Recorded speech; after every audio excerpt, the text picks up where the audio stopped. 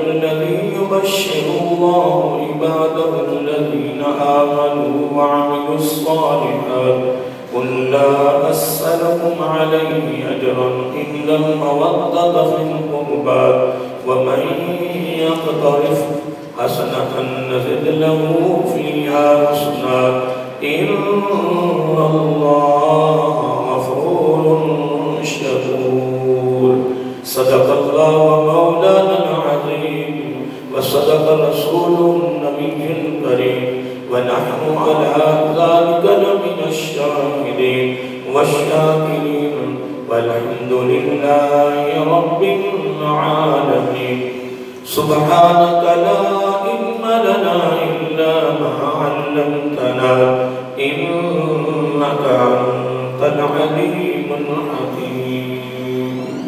درود و سلام السلام عليك يا سيدي يا رسول الله الصلاة والسلام عليك يا سيدي يا حبيب الله الصلاة والسلام عليك يا سيدي يا نبي الله وعلى آلك وصحابك يا سيدي يا نور الله يا خاتم النبيين يا رحمة للعالمين. مولاي صل وسلم دائما أبدا على حبيبك خير الخلق كلهم محمد سيد الكونين والثقلين والفريقين من قرب ومن أجم. هو الحبيب الذي ترجى شفاعته لكل هول من الأحوال مقتحم. ثم الرضا عن أبي بكر وعن عمر وعن علي وعن عثمان ذي الكرم.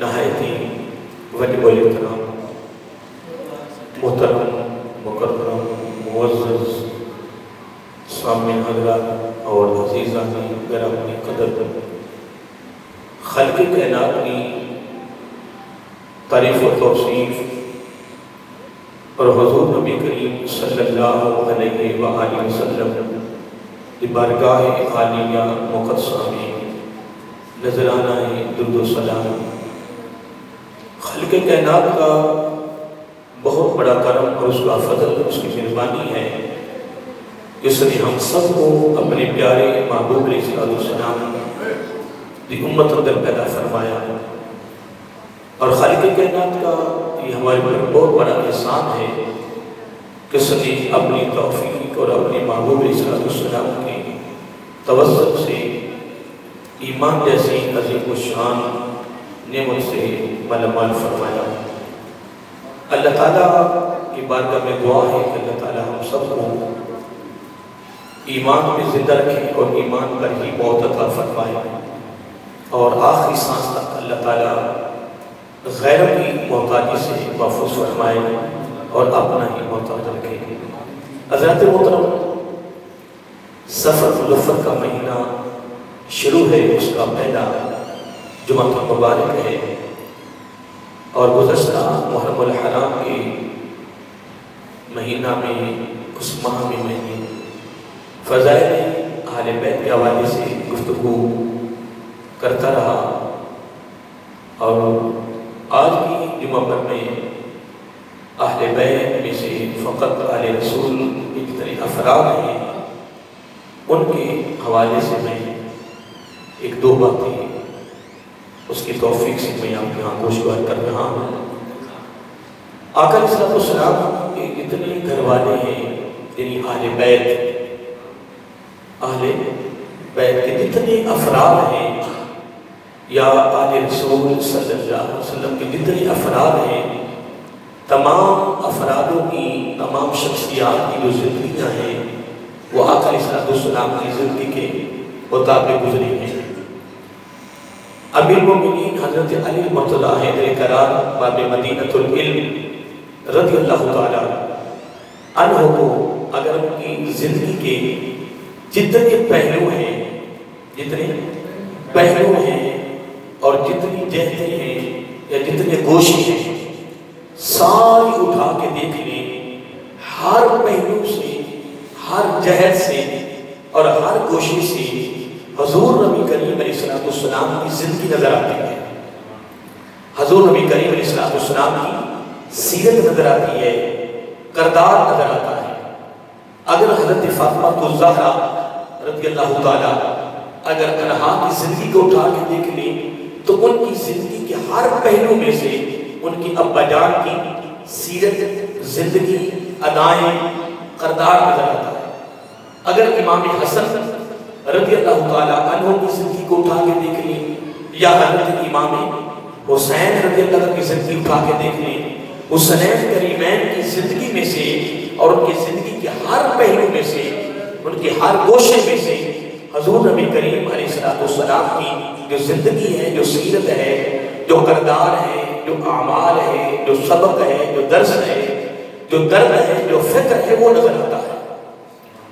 یقیناً اہل بیت جتنی بھی حضور نبی کریم علیہ السلام کی اہل بیت ہیں جو اسلام میں داخل ہے، ساری اہل بیت یا آل رسول صلی اللہ علیہ وسلم کسی ایک فرد نے یہ نہیں سوچا کہ نبی ہمارے گھر کا ہے، قرآن ہمارا ہے، رب ہمارا ہے، جنت ہماری ہے، بخشش ہماری ہے، مغفرت ہماری ہے، ہمارے فضائل و مناقب بہت زیادہ ہیں، ہماری قدر و منزلت بہت زیادہ ہے، ہماری عظمت، ہماری رفت، ہماری شان و شوکت بہت زیادہ ہے۔ نہیں، ان کی سوچ اس طرف نہیں گئی، ان کا خیال اس طرف نہیں گیا، ان کا نظریہ اس طرف نہیں گیا۔ یقیناً ان کا خیال، ان کا نظریہ، ان کی سوچ فکر پر مبنی تھی۔ کس پر؟ بولیے، فکر پر مبنی تھی۔ ان کی دامن میں ایک فکر تھا اور وہ فکر خوف خدا تھا۔ کیا تھا؟ خوف خدا تھا۔ اور وہ فکر کہاں سے ملا؟ وہ فکر کی دولت کہاں سے ملی؟ وہ فکر بسوط درد کہاں سے ملا؟ تو اس میں کوئی شک نہیں ہے کہ وہ حضور نبی کریم علیہ السلام کی بارگاہ سے ملا ہے، حضور نبی کریم علیہ السلام کی تربیت سے ملا ہے، آقا علیہ السلام کی صحبت عظیمہ سے ملا ہے، محمدی یونیورسٹی سے ملا ہے، آقا علیہ السلام کی زبان نبوت سے ملا ہے، آپ کے کلام سے ملا ہے۔ آپ کے سبق اور آپ کا درس فکر پر مبنی تھا۔ آقا علیہ السلام نے جو ان کی تربیت فرما دی، اور پھر یہاں تک میں نے پڑھا ہے کہ حضور نبی کریم صلی اللہ علیہ وسلم نے تمام اپنی اہل بیت کو، گھر والوں کو ایک جگہ پہ جمع فرمایا۔ کیا؟ ایک جگہ پہ جمع فرما کر ایک جملہ فرمایا۔ فرمایا یہ نہیں سوچنا، کیا؟ یہ نہیں سوچنا کہ تم نبی کے گھر والے ہو، تم اللہ تعالیٰ کے محبوب علیہ السلام کے گھر والے ہو، اس طرف سوچ نہیں جانی۔ میرے آقا علیہ السلام تربیت فرما رہے ہیں، میرے آقا علیہ السلام ایک فکر عطا کر رہے ہیں، ایک اصلاح کر رہے ہیں، تربیت فرما رہے ہیں، ایک فکر اور ایک درد دیا جا رہا ہے، ایک تیاری کروائی جا رہی ہے۔ آقا علیہ السلام نے اپنے گھر والوں کو، اپنی اہل بیت کو یہی سبق دیا، یہی درس دیا، یہی فکر دیا۔ کیا؟ کہ میری زندگی کو دیکھ لیں، میری سیرت کو دیکھ لیں، میرے کردار کو دیکھ لیں کہ میری سیرت، میرے کردار اور میری زندگی کے لیے تمہارے لیے رب نے حکم کیا کیا ہے۔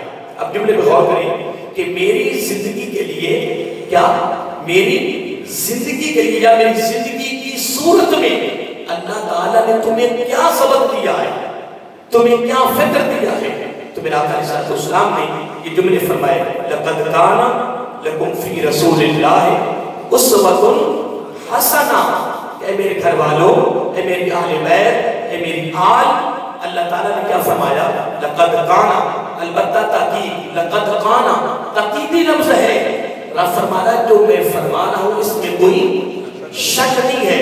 لَقَدْ كَانَ لَكُمْ فِي رَسُولِ اللَّهِ أُسْوَةٌ حَسَنَةٌ۔ اندازہ لگائے کہ حضور نبی کریم علیہ السلام اپنے گھر والوں کو گھر میں اکٹھا کیا ہے، اپنی اہل بیت کو جمع کیا ہے، اپنی آل کو جمع کیا ہے، اور اپنی اہل بیت کے تمام افرادوں کو جمع فرما کر اب سبق کیا دیا جا رہا ہے، اب درس کیا دیا جا رہا ہے، اب پیغام کیا دیا جا رہا ہے، تربیت کیا ہو رہی ہے کہ نمازیں چھوڑ دو، روزے چھوڑ دو، قرآن کا تعلق منقطع کر دو، میری اداؤں کو چھوڑ دو، رب کی بارگاہ میں جھکنا سجدہ ریزنا ختم کر دو۔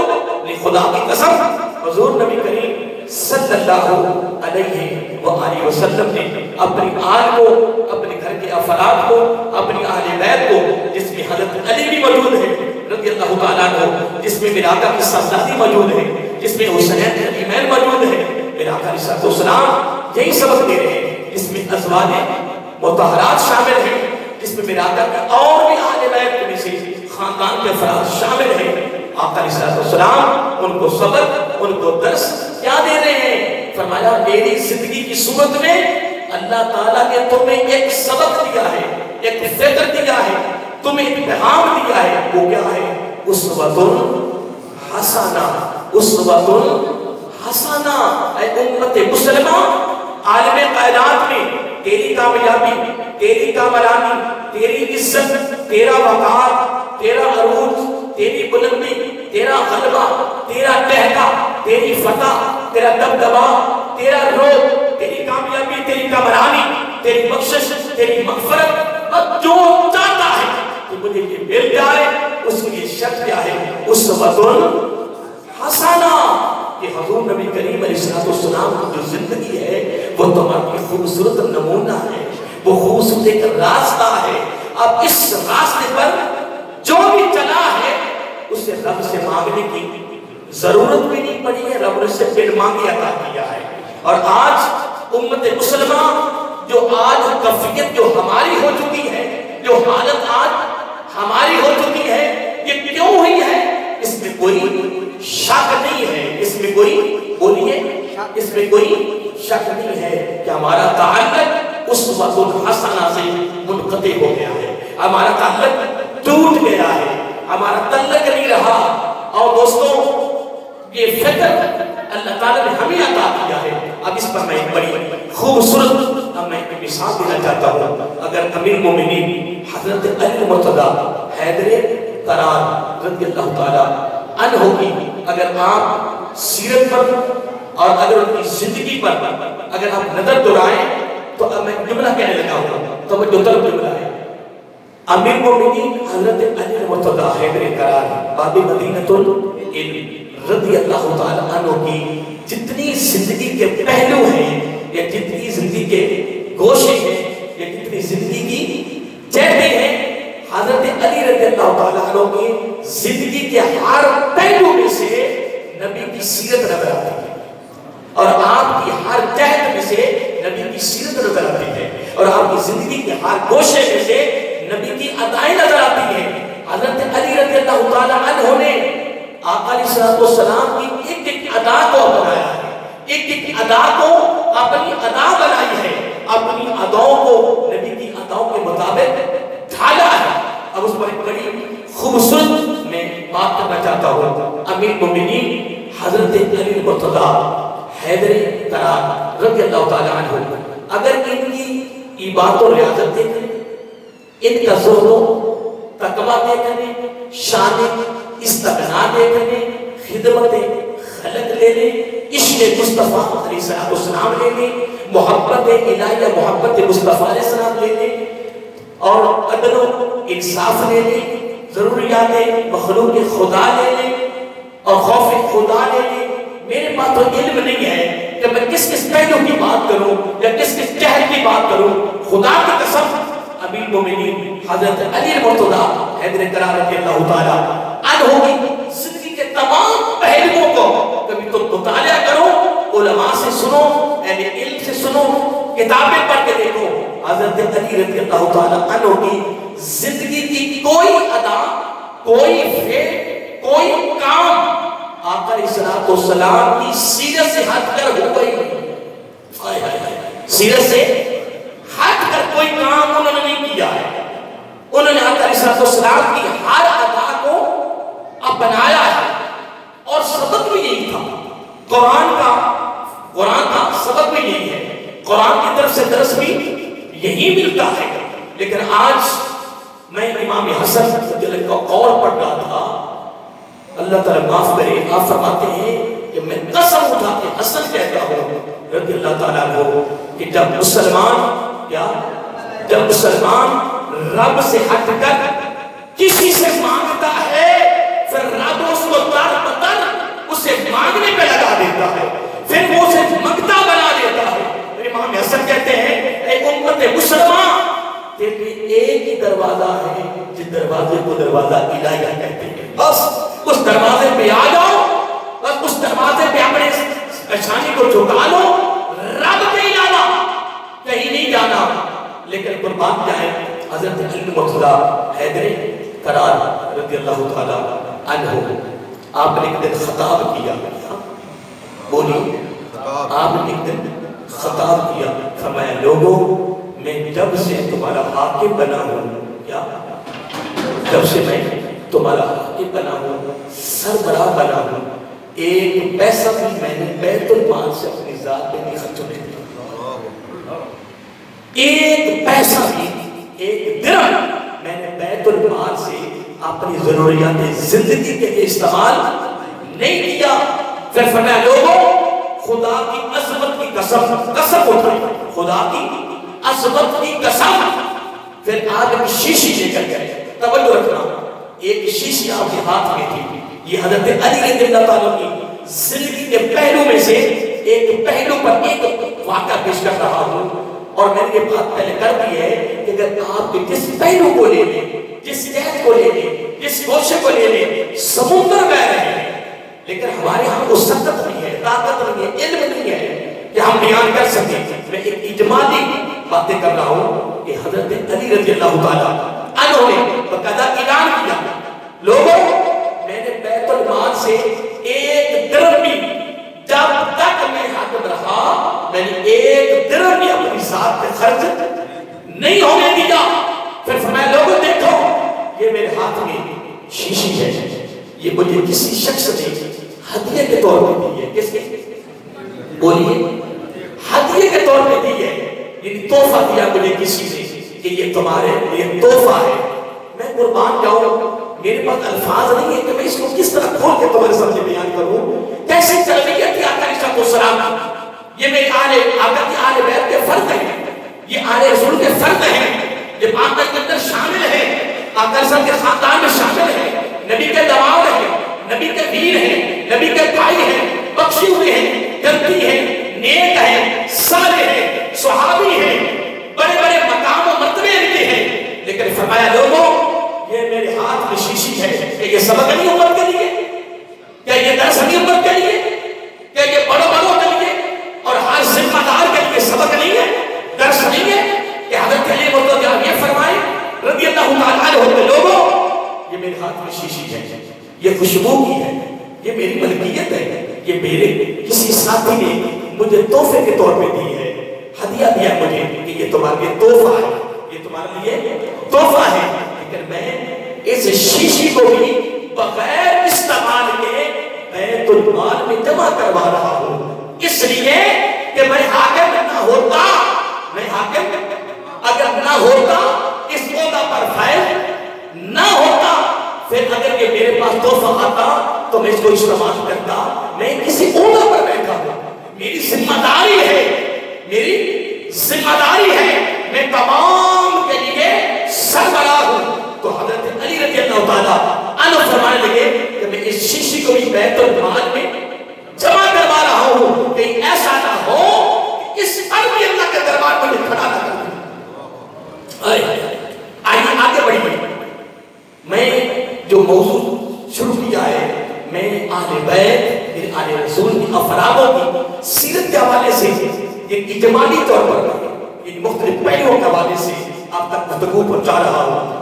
اب سنیے اگلا جملہ سنیے، امیر المومنین حضرت علی مرتضیٰ حیدری قرار رضی اللہ تعالیٰ عنہ اسی جنگ میں آپ کی زرہ چوری ہو گئی۔ کیا ہو؟ زرہ ایک لباس ہوتا ہے لوہے کا، لوہا ہوتا ہے لوہا، اس کا لباس ہوتا ہے، وہ پہنا جاتا ہے جنگ کے موقع پر اپنی یعنی حفاظت کے لیے، اپنے تحفظ کے لیے، اپنے بچوں کے لیے، وہ لوہا کا ایک زرہ بنی ہوتی ہے، لباس کے طور پر وہ پہنی جاتی ہے۔ تو آپ کی زرہ کسی جنگ میں کیا ہوگی؟ بولیے، جن کو ہو گئی، چوری ہو گئی، کس طرح میں؟ اب وہ زرہ ایک یہودی کے ہاتھ میں دیکھی گئی، ایک یہودی کے ہاتھ میں دیکھی، حضرت علی رضی اللہ عنہ خود دیکھیں، اور وقت کے قاضی کی ہاں آپ نے یہ مقدمہ پیش کیا کہ میری زرہ فلاں جنگ میں گم ہو گئی تھی، اور وہ زرہ جو ہے وہ فلاں یہودی کے ہاتھ میں ہم نے دیکھی۔ اب یہودی کو بلایا گیا، اور ادھر حضرت علی رضی اللہ تعالیٰ عنہ قاضی کے دفتر میں قاضی کے سامنے کھڑے، قاضی کے سامنے کھڑے، یہودی بھی کھڑا ہے اور حضرت علی رضی اللہ عنہ کھڑے ہیں۔ اب آپ ماشاء اللہ خیال بیٹھے ہیں، کہاں یہودی اور کہاں حضرت علی رضی اللہ تعالیٰ عنہ۔ ہاں اگر وہ مسلمان بھی ہوتا تو پھر بھی ہم حضرت علی کے ساتھ اس کا موازنہ نہیں کر سکتے تھے، کیونکہ حضرت علی کا ایک مقام ہے، رضی اللہ عنہ مرتبہ ہے، ایک قدر و منزل تھی آپ کی، وہ آپ الحمدللہ سب علم آپ سب جانتے ہیں کہ حضرت علی کا مقام کیا ہے۔ اب ایک طرف یہودی ہے اور ایک طرف حضرت علی رضی اللہ تعالیٰ عنہ کھڑے ہیں۔ اب زنا کا مقدمہ ہے، اب وقت کا قاضی یہ کہتا ہے کہ اے علی رضی اللہ تعالیٰ عنہ، یا امیر المؤمنین رضی اللہ تعالیٰ عنہ، کوئی گواہ پیش کرے، کیا کوئی گواہ پیش کرے۔ آپ نے اپنے بڑے صاحبزادے حضرت امام حسن رضی اللہ تعالیٰ عنہ کو پیش کیا کہ یہ میری اس زرہ کی دیکھنے کی گواہ ہے، یہودی کے ہاتھ میں میرے اس بیٹے کی زرہ کو دیکھا ہے۔ کہتے کوئی اور گواہ پیش کرے، پھر ہم نے اپنے غلام کو پیش کیا، اس غلام اور اپنے بیٹے کے علاوہ کوئی اور گواہ آپ یہاں نہیں تھا، یہ دونوں آپ کے ساتھ تھے اور آپ جب رہتے اور ان دونوں نے بھی دیکھا اور آپ نے بھی دیکھا اس یہودی کے ہاتھ میں اپنی زرہ کو۔ تو اب دونوں کے علاوہ گواہ بھی اور نہیں تھا۔ اب قاضی نے جب گواہ مانگے تو وہ بیٹے اور اپنے خادم کو، اپنے غلام کو، اپنے نوکر کو پیش کر دیا۔ اب قاضی کے عہدہ پر بیٹھنے والے قاضی کا فیصلہ کیا ہے کہ لیکن نہ بیٹے کی گواہی قبول ہے اور نہ غلام کی گواہی قبول ہے۔ اب حضرت علی نے وہاں تو اپنا مقام تو نہیں بیان کیا، تم جانتے نہیں ہو مجھے کہ میں کون ہوں، تم میرے بیٹے کی گواہی کو قبول نہیں کر رہے، تمہیں چاہیے تھا کہ مجھ سے گواہ نہ مانگتے۔ یہ بات میں اور کرے گا کچھ کہہ رہا ہوں، تمہیں چاہیے تھا کہ تم مجھ سے گواہ نہ مانگتے، تمہیں میری زبان پر یقین ہونا چاہیے تھا کہ یہ حضرت علی ہے، سچ بولنے والے ہیں، اور ان کا کلام، ان کی گفتگو، ان کے کلمات، ان کے الفاظ سچ پر مبنی ہے۔ محترم غور کریں، میرے پاس اتنی عقل اور شعور نہیں ہے، میرے پاس اتنا علم نہیں ہے کہ میں کتنا غور کروں۔ آپ غور کریں، توجہ کریں اور اپنے معاشرے کو دیکھیں، اپنی سوسائٹی کو دیکھیں، اپنے حالات دیکھیں، اپنے لین دین دیکھیں، رشتہ داریاں دیکھیں، اپنے معاملات دیکھیں، اپنے ملک کے معاملات دیکھیں، دفاتر کے معاملات دیکھیں، محکموں کے معاملات دیکھیں۔ محترم دیکھیں، آگے بڑھیے۔ حضرت علی رضی اللہ تک نہیں کہہ سکتے تھے اے قاضی تو میرے بیٹے کی بھی گواہی قبول نہیں کر رہا، تم جانتی نہیں ہو کہ میرے بیٹا جنتی نوجوانوں کا سردار ہے، الحسن والحسین سیدہ شباب اہل الجنہ۔ تم نے نبی پاک کی زبان سے نہیں سنا کہ میرے دونوں بیٹے، میرے دونوں شہزادے جنتی نوجوانوں کے سردار ہیں؟ تم اس کے مقام کو نہیں جانتا؟ فرما سکتے تھے، اور اگر بیٹے کے درمیان جاتے تو فقط اپنی تعریف، قاضی نہیں جانتا تھا، مسلمان تھا، قاضی جانتا تھا، میرے آقا کا غلام تھا، آل بیت کا عاشق تھا، آل بیت کا ماننے والا تھا، لیکن قاضی کام وہ کر رہا ہے جو نبی کی بارگاہ سے سبق ملا ہے، جو نبی کی بارگاہ سے درس ملا ہے، جو قرآن اور حدیث سے جو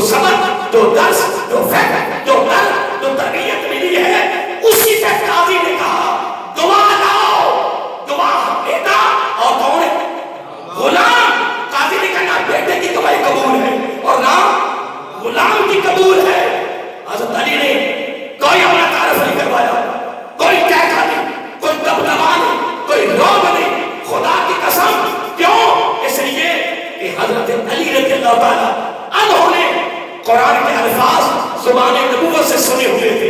لقد کان لکم فی رسول اللہ اسوۃ حسنہ. قربان جائیں خود نہیں کوئی تعارف کروایا, قاضی بھی جانتا ہے. آپ نے کیا کیا؟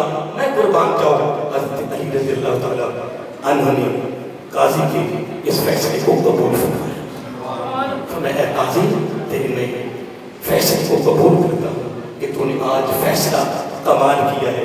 میں نے بھی یہی بتایا کہ بیٹے کی گواہی منظور نہیں ہے, غلام کی گواہی منظور نہیں ہے, گھر کی گواہی منظور نہیں ہے. قاضی کہہ رہا ہے, علی فرمائے رضی اللہ تعالیٰ کہ مجھے تیرا فیصلہ بولیے قبول ہے. آج تو جناب کسی افسر کا چھوٹا سا بیٹا جناب ایک موٹرسائیکل پہ ہو, گاڑی پہ ہو, کوئی رو کر تو دکھائے محترم, کوئی رو کے تو صحیح اسے وہ تعارف کرواتا. میں ابھی اس بات کو مکمل کرتا ہوں. کسی یورپ کے کسی ملک کے بارے میں مجھے قصہ سے واقعہ سنایا کہ وزیر کی بیٹی گھر پہ سوار ہے تو کسی چوک اس نے اشارے کو کاٹا. کیا بولیے؟ اشارے کو کاٹا. تو وہاں کی آپ کو پتہ ہے, آپ سنتے رہتے ہیں لوگوں سے کہ وہاں کے قانون کیا ہیں. اب عدالت میں پیشی ہو گئی. کیا عدالت میں پیشی ہو گئی ہوگی. پتہ نہیں کیسے ہوگی, پتہ نہیں میں کیا, میں نے کچھ کہا ہے وہ آپ نے سن لیا ہے کہ پیشی ہو گئی, ہونی نہیں تھی. اگر پاکستان ہوتا تو پیشی نہیں ہونی تھی. کیسے پیشی ہونی ہوتی؟ ضرورت نہیں تھی کسی کہ پیشی ہو جاتا. لیکن خدا کی قسم ان قریب ایک بہت بڑے بادشاہ کے دربار میں تیری پیشی ہونے والی ہے. ان قریب مالک یوم الدین, مالک بولیے مالک یوم الدین. ان قریب پیشی ہونے والی ہے. یہ دنیا سے تو جس طرح بھی نکلنا چاہے تو نکل جا. قیامت کا دن ہوگا. ابھی میں قرآن کے وہ الفاظ نہیں پڑھوں گا, وہ سورۃ مدثر کے لفظ قیامت کے لفظ ہے کہ قیامت کا دن ہوگا. قیامت کا دن ہوگا. بندہ کہے گا کہ آج کہیں بھاگنے کا راستہ مل جائے گا, کہیں چھوڑنے کا راستہ مل جائے گا. میں بھی وہ الفاظ نہیں پڑھ رہا. اگر ادھر جاؤں گا تو پھر میں آگے بڑھ جاؤں گا. میں اس کا مفہوم پیش کر رہا ہوں, الفاظ نہیں پڑھ رہا. سورۃ قیامہ 29واں پارہ.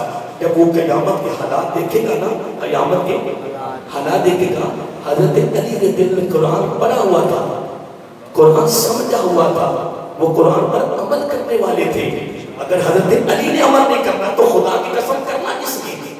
اگر حضرت علی کی زندگی میں سے رضی اللہ تعالیٰ, اگر ان کی زندگی میں سے اگر نبی کی زندگی نظر نہیں آنی تو آنی کہاں سے؟ خدا کی عظمت کی قسم تم یہ کہو کہ حضرت علی رضی اللہ تعالیٰ عنہ, حضرت فاطمہ الزہرا رضی اللہ تعالیٰ عنہا, حسین کریم ہے ان کا مقام و مرتبہ. تو محرم کے مہینے میں حدیثیں سنتے رہے ہو, کتنا مقام ہے, کتنی عظمت ہے, کتنی قدر و منزلت ہے. پچھلے جمعے میں میں نے کتنی خوبصورت عربی میں تمہیں حدیثیں سنائی کہ کتنا مقام ہے. لیکن اتنا مقام, اتنا مرتبہ, اتنی عظمت سارا کچھ پانے کے باوجود زبان نبوت سے سنا بھی ہے کہ سب سے پہلے جنت میں ہم نے جانا ہے, سب سے پہلے جنت میں ہم نے جانا ہے. سارا کو سن کر بھی الحمدللہ زندگیاں اٹھا کے دیکھو, انہوں نے نبی کی ایک ادا کو بھی نہیں کرنے دیا. ایک ادا کے مطابق زندگی کو بسر کیا ہے. فکر تھا, ڈر تھا, خوف تھا, تیاری تھی. اب دیکھیں سنیے کیا ہوگی. وزیر کی بیٹی کی پیشی ہو گئی. اب جو وہاں جج صاحب بیٹھے ہیں کریں گے آپ نے اشارہ کاٹا اور آپ کو اتنا جرمانہ ہے, آپ کو اتنا جرمانہ ہے. آگے سے پتا ہوگا کیا تھی, وہ کہتے آپ کو پتا نہیں میں وزیر کی بیٹی ہوں, کریں اس کو ڈبل جرمانہ کرتا. کیا اس نے کہا اس کو ڈبل جرمانہ کرو اس لیے کہ یہ قانون والے ہیں. ہائے ہائے, یہ کیا ہے, یہ قانون والے ہیں, یہ وزیر کی بیٹی ہے. اگر یہ وزیر کی بیٹی نہ ہوتی تو اس کو اتنا جرمانہ تھا. جب اس نے بتا دیا کہ میں وزیر کی بیٹی ہوں, تو جب وزیر کی بیٹی اگر قانون کی پاسداری نہیں کریں گے تو قانون کی پاسداری کون کرے گا؟ ان نے کہا اس جج نے کہا اس کو ڈبل جرمانہ کر دو, اس لیے کہ یہ خود قانون